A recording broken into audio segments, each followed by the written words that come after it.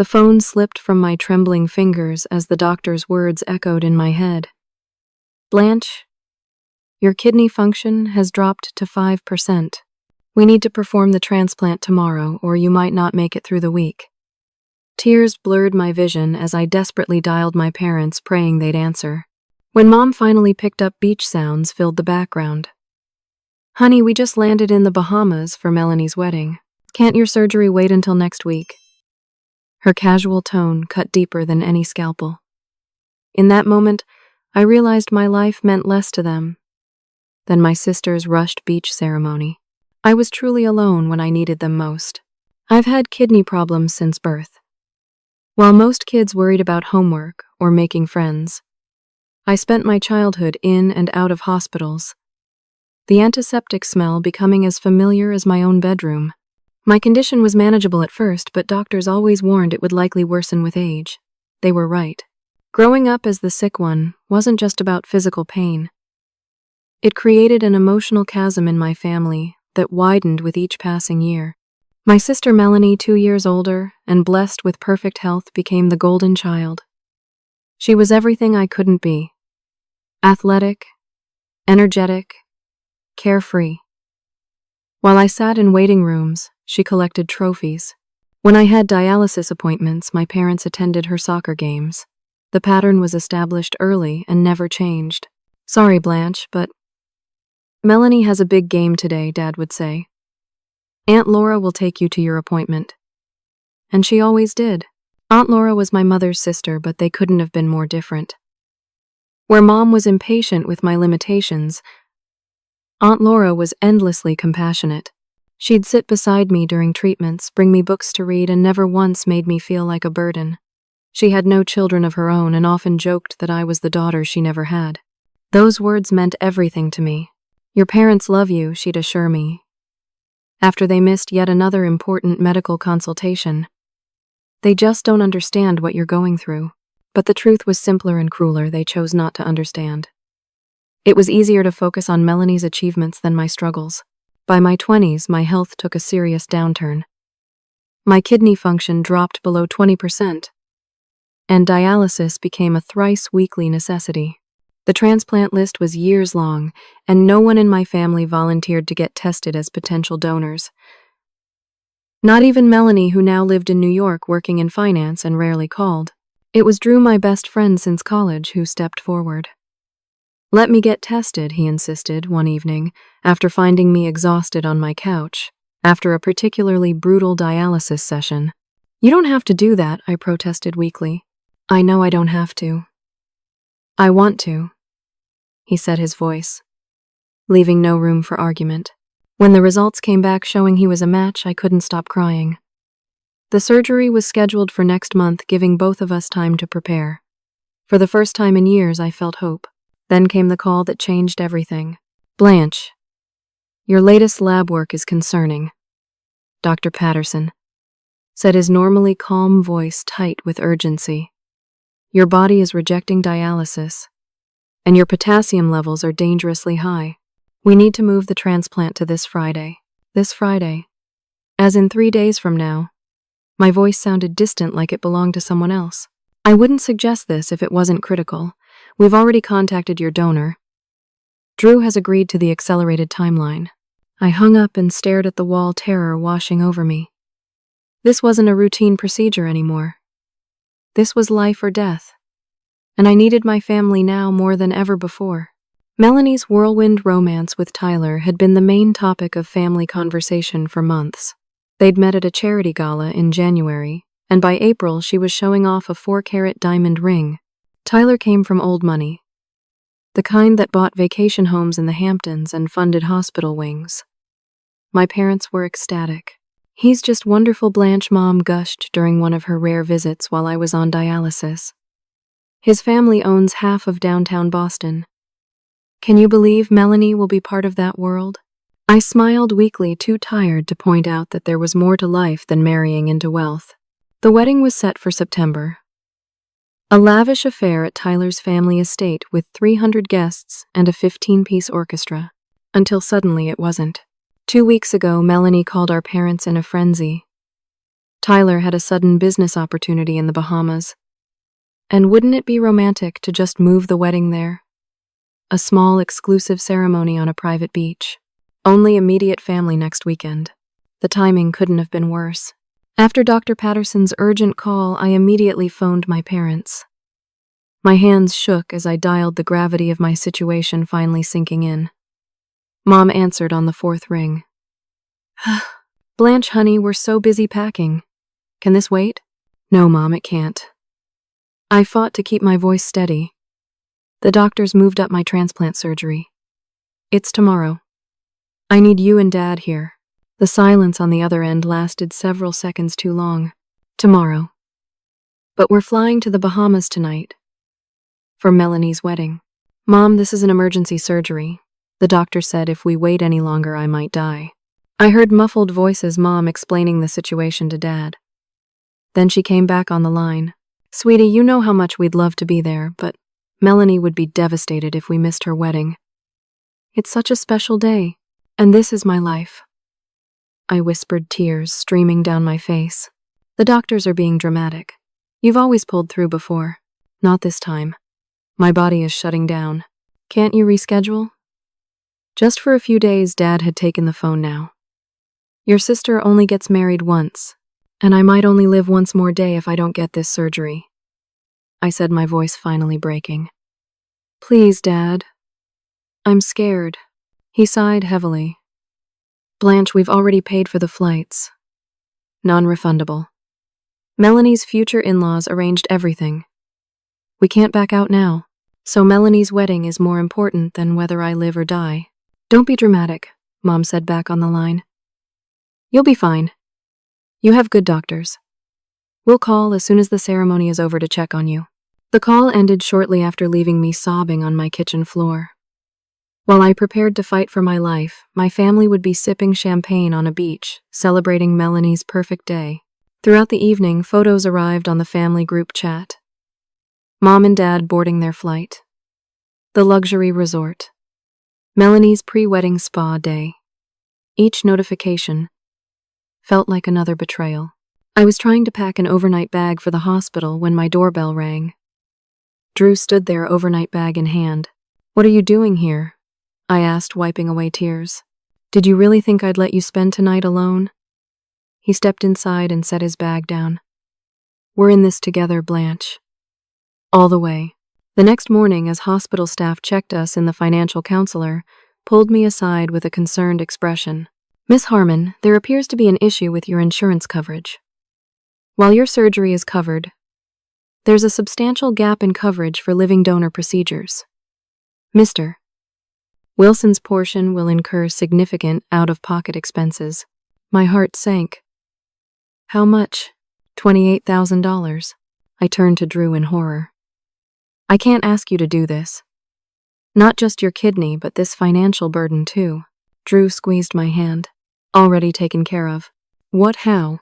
He smiled, though I could see the sadness in his eyes.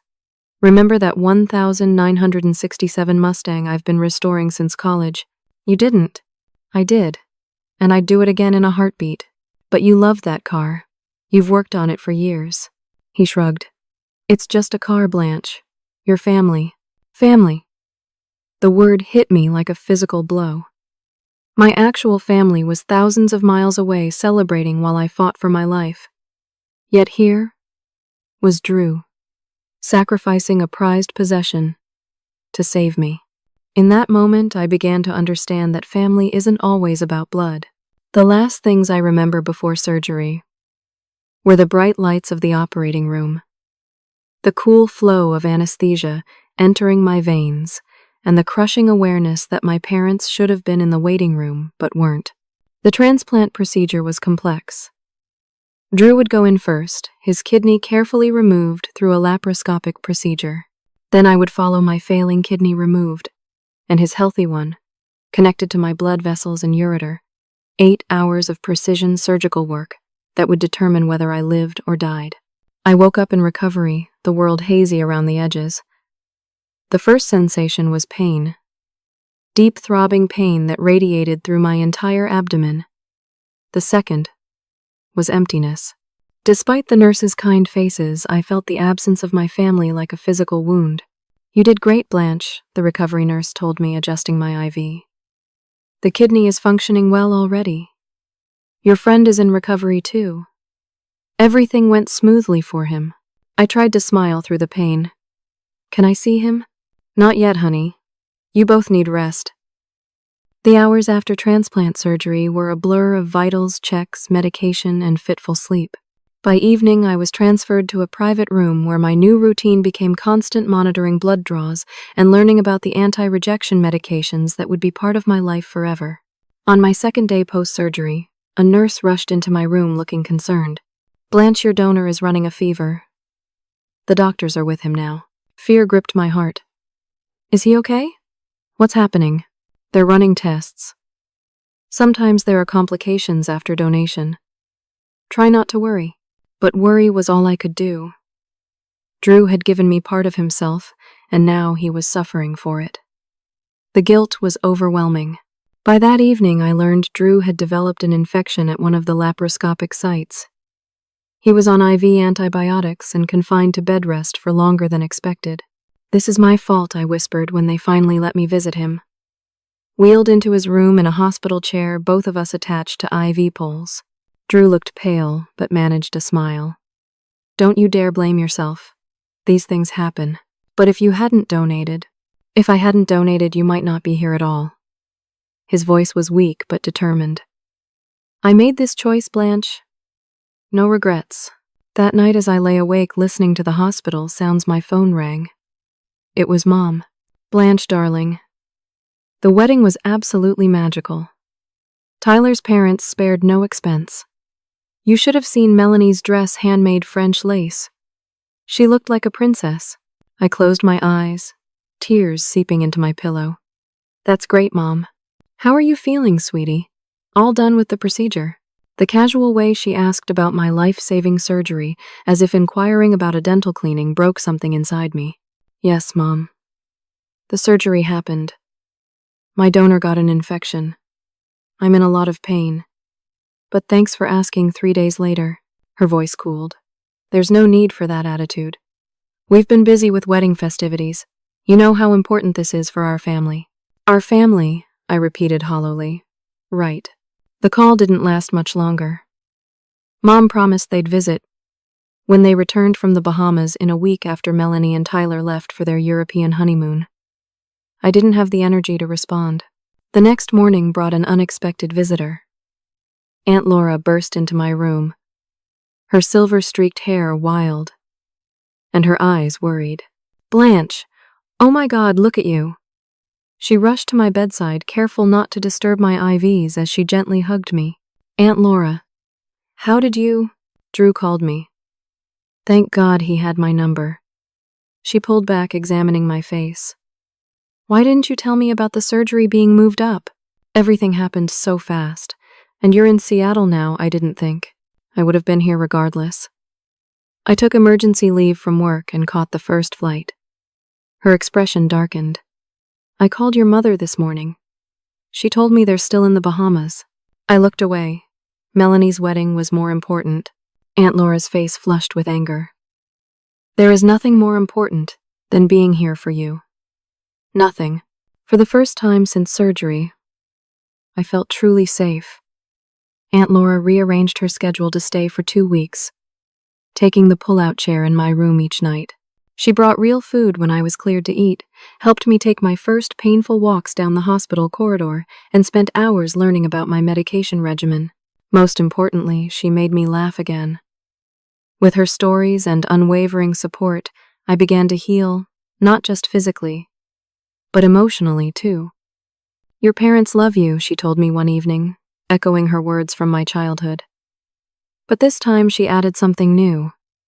"But love without action isn't enough. You deserve better." By the time I was discharged, I was beginning to believe her. 3 weeks after surgery, I was recovering at home under Aunt Laura's watchful care when my parents and Melanie finally came to visit. They arrived with gift bags and forced smiles, as if dropping by for a casual birthday party rather than checking on their daughter who'd nearly died. "You're looking so much better, Mom," exclaimed, kissing my cheek. See, we told you everything would be fine. Dad patted my shoulder awkwardly. Tough as nails, just like your old man. Melanie hung back, scrolling through her phone until Mom nudged her forward. Brought you some Bahamas souvenirs, she said, dropping a small bag on my lap without meeting my eyes. Inside was a keychain with a tiny bottle of pink sand. The price tag was still attached, $4.99. Thanks, I said flatly. An uncomfortable silence fell until Mom brightened. We brought something to cheer you up. She pulled out a leather-bound album. Melanie's wedding photos arrived already. The photographer did a rush job as a favor to Tyler's family. She began flipping through the album on my coffee table, pointing out details of the ceremony I'd nearly died during. Look at the flower arrangements. And here's the cake. 6 tiers each. A different flavor. I stared at her in disbelief. Mom, do you really think I want to see this right now? She looked confused. Why wouldn't you? It was such a beautiful day. Because I was in surgery fighting for my life while you were all smiling on a beach. Dad's expression hardened. Blanche, we've been over this. There was nothing we could do. The wedding was set. You could have been here, I said, my voice rising despite the pain it caused my healing incision. You could have postponed the trip by 2 days. You could have shown that my life matters to you. Of course your life matters. Mom looked genuinely offended. But the doctors had everything under control. You've always been dramatic about your health. The words hit me like a slap. Dramatic. My kidneys were failing. I could have died. But you didn't, Melanie interjected, finally looking up from her phone. You always make everything about you and your health problems. Do you know how hard it was growing up with a sick sister? Every conversation was about Blanche and her kidneys. Aunt Laura, who had given us space by retreating to the kitchen, stepped back into the living room. That's enough, Melanie. No, let her finish, I said. A strange calm settling over me. I want to hear this.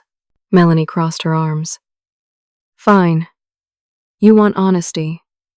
None of us really believed you were as sick as you claimed. You've been almost dying for 20 years. Yet here you still are. Every time something important happens in my life, you have some medical emergency. Melanie Mom hissed, but there was no real outrage in her tone. It's true, and you know it, my sister continued. Remember my college graduation? She had that kidney infection that turned out to be nothing. It wasn't nothing, I whispered. I was hospitalized for 6 days. Whatever. The point is, you've been playing the sick card our entire lives. So, excuse us for not dropping everything when you pulled the same stunt during my wedding. The room went silent. My parents didn't defend me or contradict her words. Their silence was confirmation. They believed her version of events. Is that really what you all think? I asked, looking at each of them. That I've been faking being sick for attention. Dad shifted uncomfortably. Not faking exactly. Just, maybe the doctors are being overly cautious. Overly cautious. Aunt Laura's voice cut through the room like ice. Do you have any idea what she's been through? Did you even ask about her surgery? Of course we did, Mom, said defensively. Then you know her friend Drew gave her his kidney. A friend, not family. And that he developed a serious infection afterward. And that your daughter has a 14-inch incision across her abdomen that will leave a permanent scar. My parents exchanged uncomfortable glances. Speaking of the wedding, Melanie said, changing the subject. I wanted to thank you for the gift, Blanche. Though honestly, a check would have been more useful than that vase. I stared at her in confusion. I didn't send a gift. I was having emergency surgery. Mom said you did. I turned to my mother, who had the grace to look embarrassed. I sent something on your behalf, dear. I knew you'd want to. With whose money? Well, yours. I used the emergency credit card information you gave me last year. I closed my eyes, trying to control my anger. How much? Just $300. For a crystal vase from their registry. Another betrayal to add to the pile. Money I didn't have spent on a sister who thought I was faking my illness. You know what else you could tell her, Mom?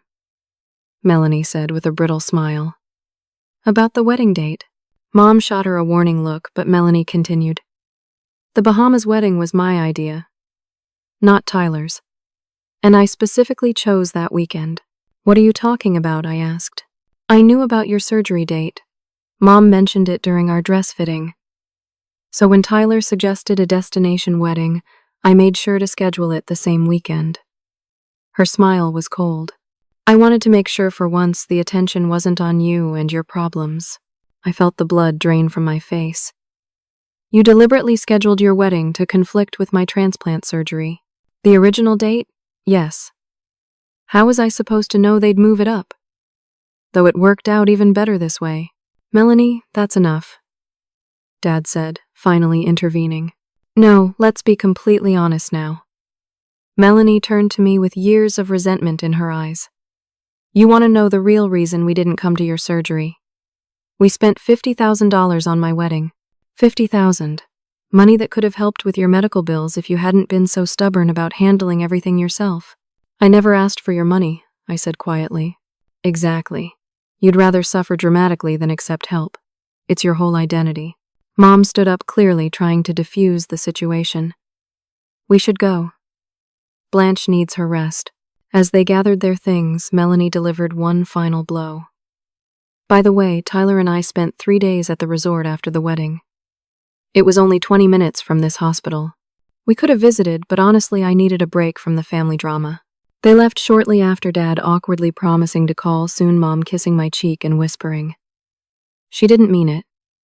She's just stressed with the new marriage. But she did mean it. Every word. And my parents had enabled it. Aunt Laura sat beside me on the couch as I stared at the closed door. Well, she said after a long silence. I think that explains a lot. I nodded, too numb to cry. My entire life, I thought they just didn't understand. But they did. They just didn't care. She took my hand. Then it's time to care about yourself. The way they never did. In that moment, sitting in my small apartment with surgical staples still in my abdomen, I made a decision. My family had made their choice. Now, I would make mine. The financial reality of organ transplantation hit hard when the first bills arrived. Despite insurance covering a portion, my out-of-pocket expenses were staggering. Between deductibles, co-pays, and uncovered services, I was looking at over $30,000 of medical debt. And that didn't include the ongoing cost of anti-rejection medications I'd need for life. I can't afford this, I told Drew during one of his daily visits, spreading the bills across my kitchen table. Even with my savings, I'll be in debt for years. Drew, still moving slowly from his own surgery, studied the papers with a frown. There has to be a way. Patient assistance programs, maybe. I've already applied. They'll help with some medication costs, but not the surgical bills. I dropped my head into my hands. I can't go back to work for at least another month. My sick leave is almost used up. And short-term disability only covers 60% of my salary. The situation forced me to make hard decisions. My apartment, a sunny one-bedroom with a small balcony where I grew herbs, was no longer affordable. With Aunt Laura's help, I found a studio in a less desirable neighborhood with rent $300 cheaper. Moving was painful, both physically and emotionally, but necessary. It's just temporary, Aunt Laura assured me as we packed my belongings into labeled boxes. Until you're back on your feet. This is my life now, I said carefully, wrapping a photo frame. Scaling back, cutting corners, all because I got sick. She paused her packing. Have you told your parents about the financial situation? What's the point? You heard them. They spent $50,000 on Melanie's wedding. They've made their priorities clear. What hurt most wasn't just their absence during my surgery, but the elaborate lies they'd constructed around it. A week after their visit, my cousin Tessa called. Blanche, I'm so glad you're feeling better. Aunt Judith said your surgery got rescheduled. And that's why Uncle Robert and Aunt Catherine couldn't be there. But she said they were video calling you the whole time from the Bahamas. Another lie. They'd rewritten history to preserve their image, painting themselves as concerned parents doing their best in a difficult situation. With limited income and mounting bills, I needed to get creative. During long days of recovery, I began researching ways to make money from home. My background in graphic design gave me an idea. I started creating custom digital planners and selling them on an online marketplace. It was slow going at first. I worked from my bed laptop propped on a pillow to avoid pressing against my healing incision. But gradually the business grew. Each sale was small, $10 to $20, but they added up. By the 2-month mark, I was making enough to cover my medication costs. Throughout this period, Drew remained my steadfast support. Despite his own recovery and return to work as an elementary school teacher, he visited nearly every day, bringing groceries, helping with chores, or just providing company. "You don't have to do all this," I told him one evening as he washed my dishes. "I know." He smiled over his shoulder. "But that's what family does." Family. The word had taken on new meaning. 3 months after surgery, I received an unexpected email from Aunt Laura's lawyer. The subject line read, "Estate planning discussion." Concerned, I called her immediately. "Are you okay?" I asked when she answered. "I got an email from your lawyer." "I'm fine," she assured me. "Better than fine, actually. But we need to talk. I'm making some changes to my will." "Your will, Aunt Laura. You're only 58. And I intend to live many more years, but recent events have made me reconsider certain arrangements." Her voice turned serious. "Blanche, I've always considered you more than a niece. You're the daughter I never had. I've decided to name you as the primary beneficiary of my estate." I was speechless. "It's not a fortune," she continued, "but my house is paid off, and I've saved diligently. When the time comes, hopefully many years from now, it should provide you with security." I don't know what to say. Say you'll use it wisely, and that you'll finally start putting yourself first. That conversation marked a turning point. For the first time, I began to see a future beyond survival. A future where I might actually thrive. With renewed determination, I expanded my online business and even began taking on freelance design projects as my strength returned. 4 months post-surgery, I received a call from a number I didn't recognize. "Is this Blanche Harmon?" a woman's professional voice asked. "Yes, it is. My name is Jennifer Reeves. I'm an attorney with Caldwell & Associates. We specialize in medical billing fraud cases." She paused. "Your Aunt Laura suggested I contact you regarding your recent transplant surgery." The conversation that followed changed everything. Jennifer explained that my hospital was under investigation for systematic billing fraud, particularly in transplant cases. Patients were being charged for services never rendered and medications never administered. "We believe you may have been affected," she said. "If you're willing to share your billing statements, I'd like to review them for irregularities." I agreed immediately. 2 weeks later, Jennifer confirmed what she'd suspected. Nearly 40% of my bill contained fraudulent charges. "We're building a class action lawsuit," she explained during our next meeting. "With your permission, I'd like to include you as a plaintiff." What would that mean for me? Best case scenario: full dismissal of the fraudulent charges and potential compensation for damages. It could eliminate a significant portion of your medical debt. I signed the papers that day. The legal proceedings moved surprisingly quickly. By the 6-month mark post-surgery, the hospital had entered settlement negotiations, eager to avoid public scandal. My $30,000 in medical debt was reduced to $8,000, with the possibility of further reductions as the case progressed. For the first time since my diagnosis, I began to see a path forward that wasn't defined by illness and financial struggle. My new kidney was functioning well. My online business was growing, and I was rebuilding my life on my terms.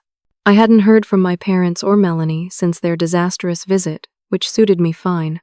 Through extended family, I learned that Melanie and Tyler had returned from their honeymoon and moved into a luxury apartment in Boston paid for by his parents. My own life had taken a different, humbler path. But for the first time, I was at peace with that. I had my health true friends, who had proven their loyalty, and the beginnings of financial independence.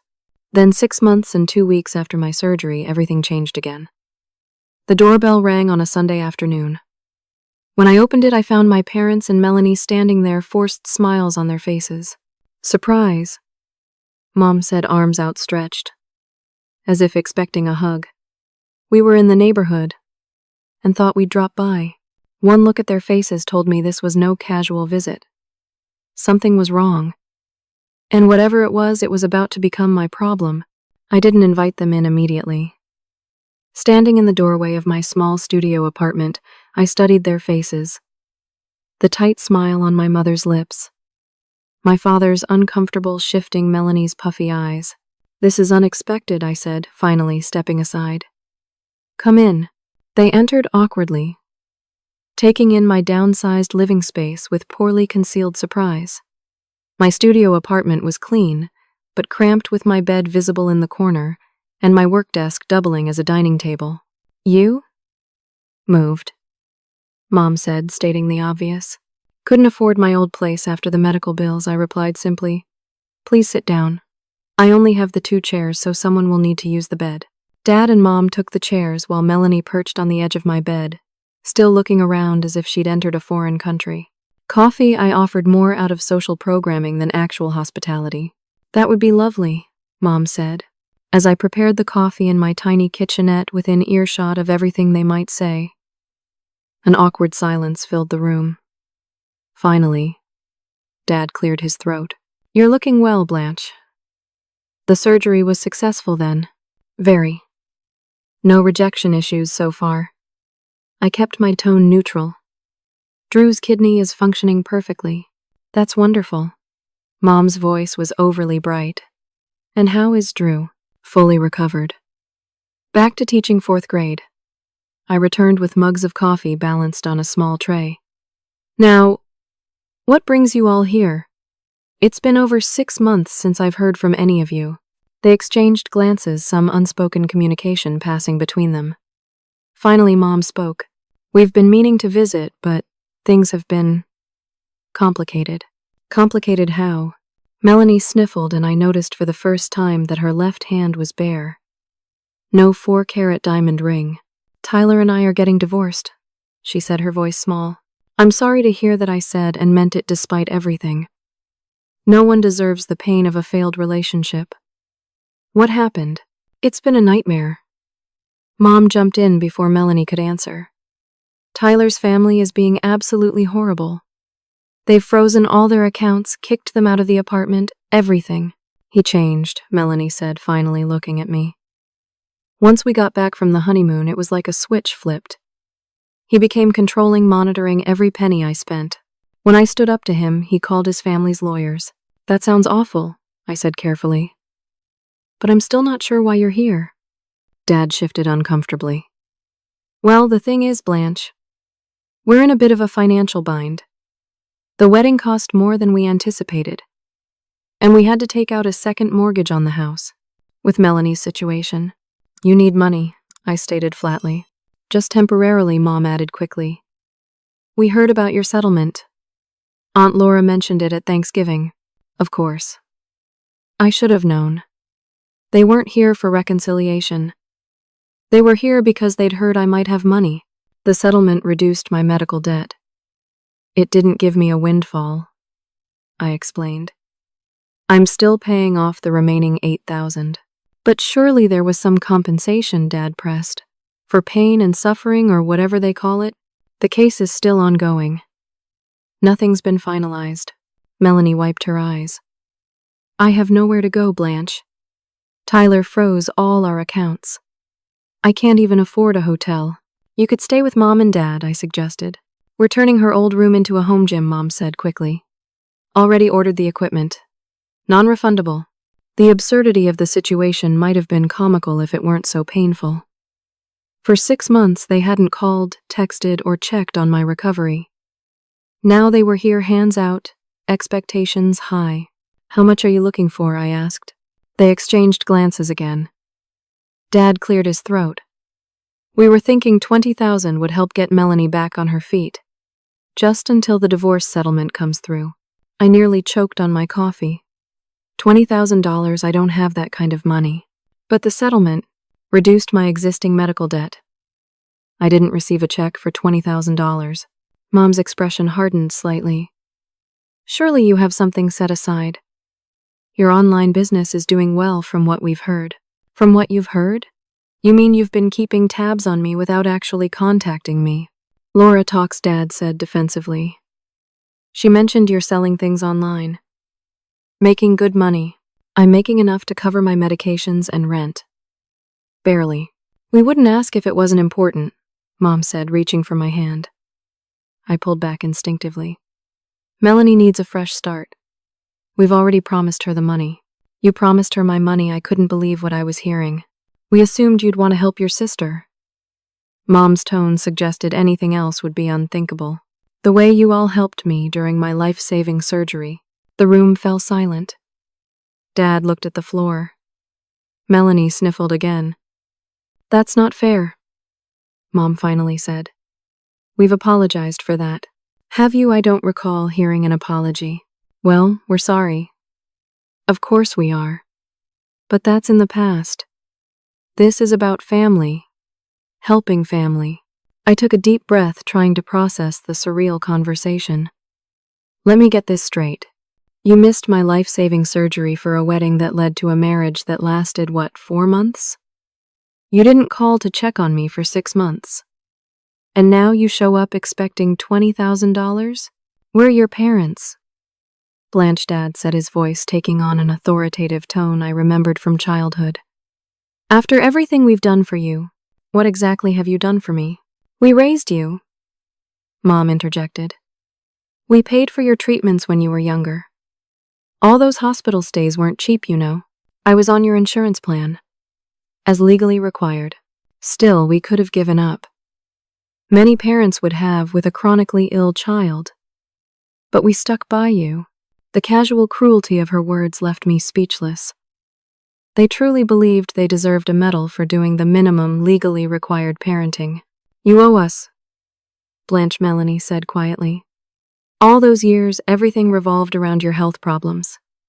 All the attention. All the special treatment. I laughed, a short, disbelieving sound. Special treatment? Are you serious right now? I know you don't see it, but it's true. You got away with everything because you were fragile. Meanwhile, I had to be perfect. Do you know what that's like? No, Melanie. I was too busy trying not to die to worry about being perfect. Mom stood up suddenly. This isn't productive. We came here hoping for your help, not to rehash old grievances. My help, I repeated. You know what would have been helpful? Having my family with me when I woke up from surgery. Not getting a call 3 days later about wedding cake flavors. Dad's face reddened. You're being selfish. I'm being selfish. I stood to, anger finally breaking through my shock. Do you even hear yourselves? Fine, Mom snapped. If you won't help, just say so. But remember this moment.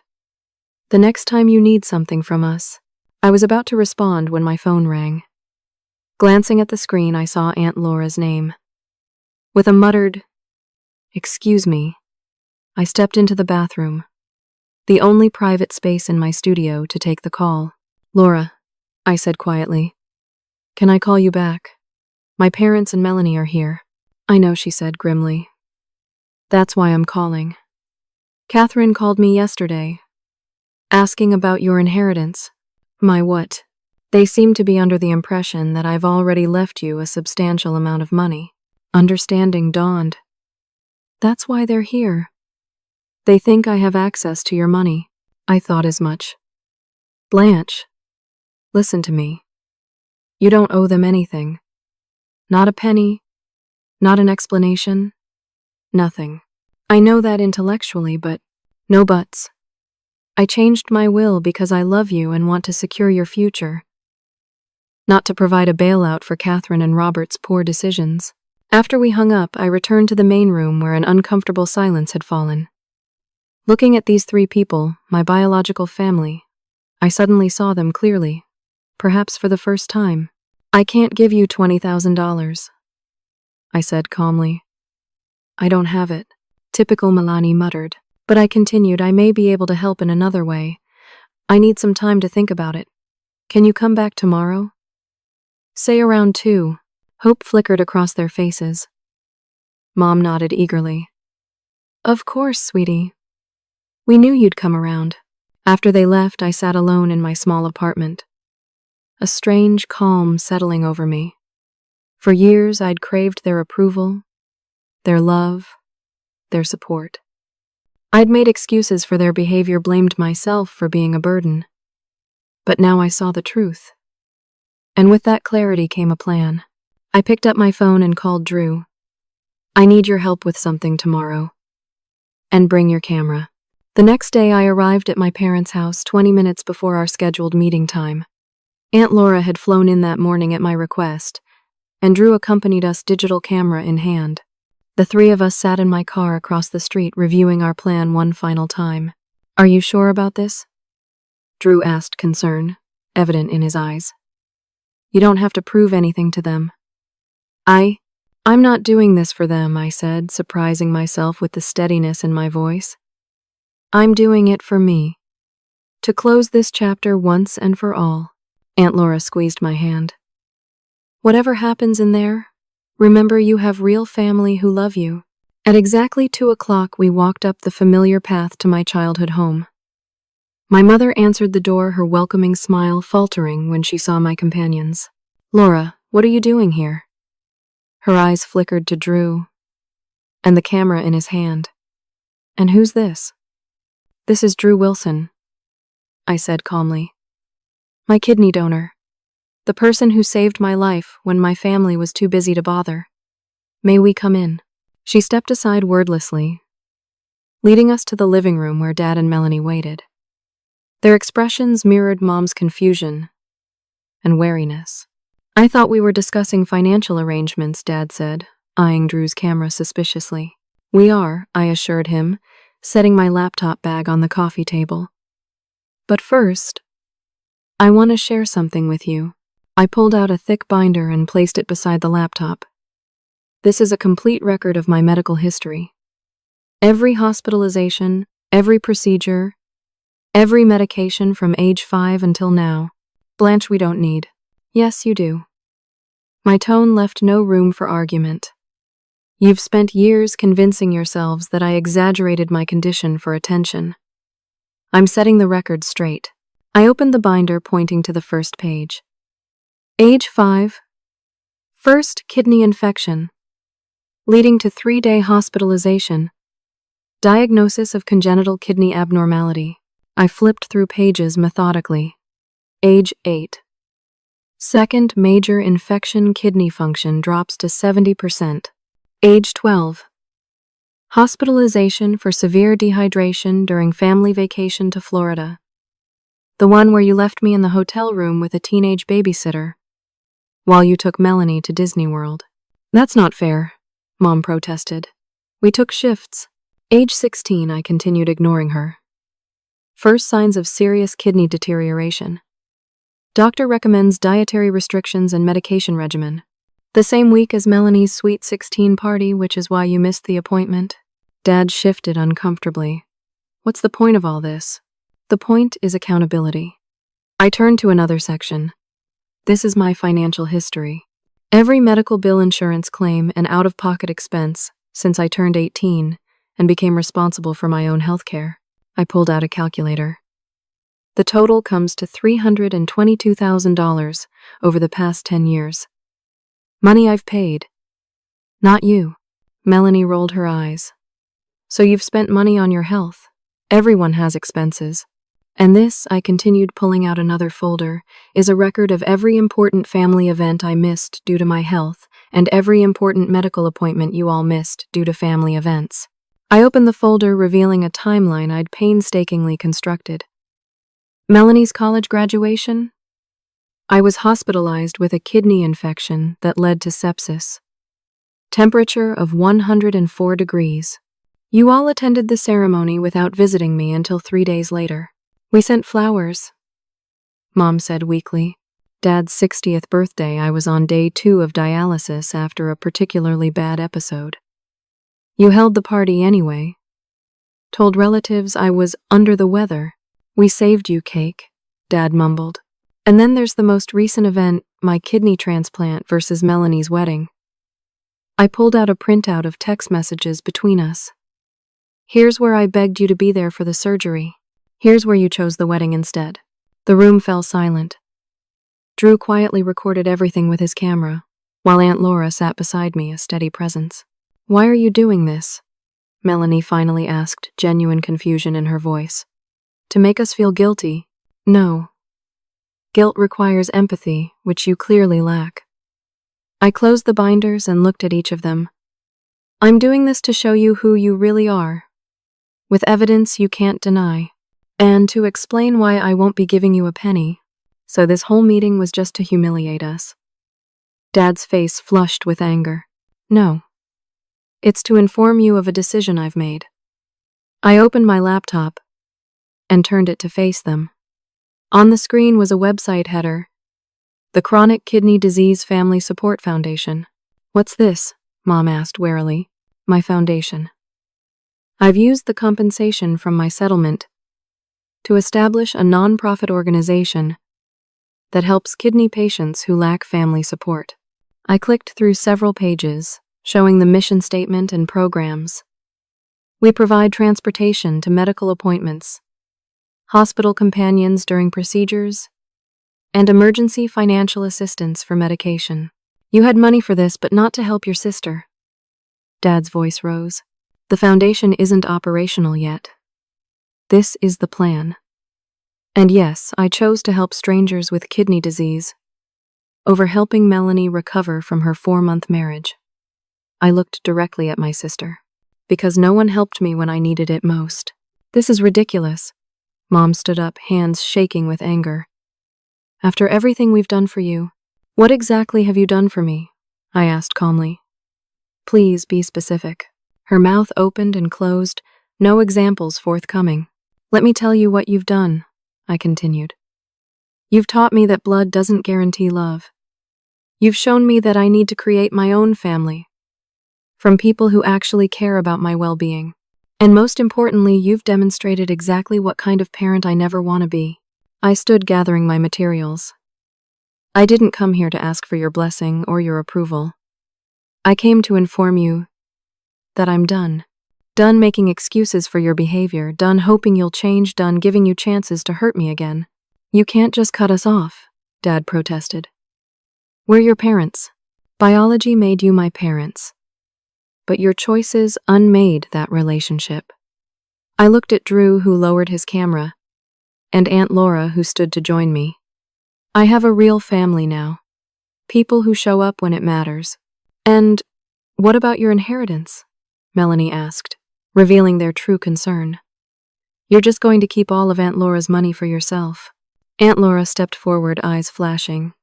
My money is mine to give to whomever I choose. And I choose the niece who calls me weekly, remembers my birthday, and values me for more than my bank account. As we prepared to leave, Mom made one last attempt. Blanche, you're making a mistake. Family is everything. You're right, I said, pausing at the door. Family is everything. But you're not my family anymore. You're just people I used to know. Walking away from that house felt like shedding a weight I'd carried my entire life. In the car, Drew squeezed my hand. You did it. How do you feel? I considered the question carefully. Lighter. Like I can finally breathe. 1 year later, my life had transformed completely. The Chronic Kidney Disease Family Support Foundation was officially operational, helping dozens of patients navigate their treatment without family support. My online business had grown enough to hire 2 part-time assistants, and my new kidney continued to function perfectly, giving me energy I hadn't experienced since childhood. Drew and I had grown closer through the experience, our relationship, evolving from friendship to something deeper. Aunt Laura had moved closer, taking a consulting position that allowed her to be near me while still pursuing her career.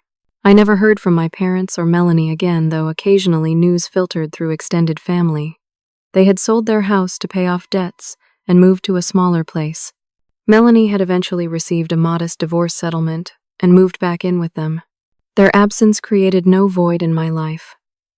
Instead, I filled my days with meaningful work, genuine relationships, and the knowledge that I had finally broken free from toxic expectations. My journey taught me that family isn't defined by DNA, but by who shows up when it matters most. It taught me that sometimes the healthiest choice is to walk away from people who cannot love you properly, even when those people share your blood. Most importantly, it showed me that I was stronger than I ever imagined strong enough to create a life filled with purpose and surrounded by authentic love. I once believed my kidney disease was my greatest weakness. Now I understand it revealed my greatest strength: the courage to choose myself when no one else would. What would you do if you were in my position? Would you have given your family another chance? Or do you think some relationships are beyond repair? Comment below with your thoughts.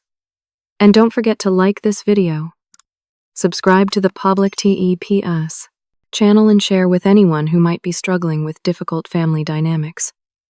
Thank you for listening to my story. And remember, sometimes the family we choose is more important than the family we're born into.